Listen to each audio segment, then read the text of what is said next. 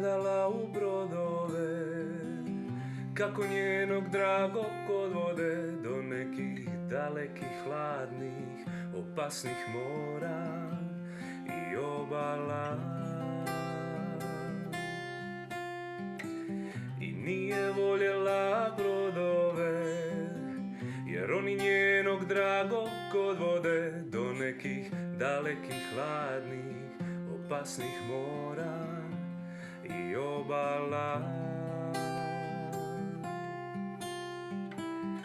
Tad bi plakala u samoći, željela bi da joj se vrati, željela bi da ga vidi i da ga opet ljubi.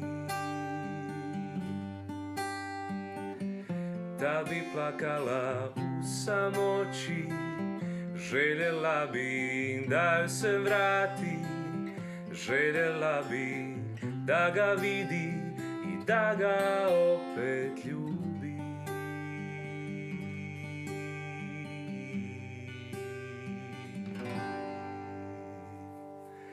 Cijelu noć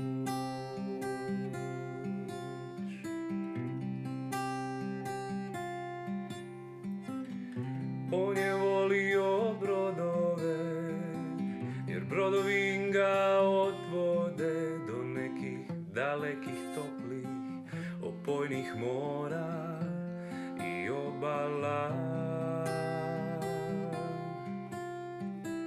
I samo nekad bi ga brodovi odveli do opala, gdje su daleka, topla, opojna mora mirisala na nju. Tad bi plakao u samoći, želio bi da joj se vrati, želio bi da je vidi i da je opet ljubi. Tad bi plakao u samoći, želio bi da joj se vrati, želio bi da je vidi i da je opet ljubi.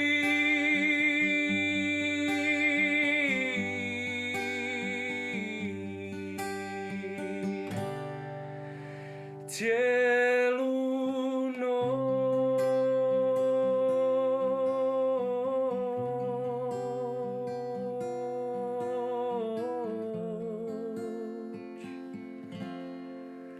cijelu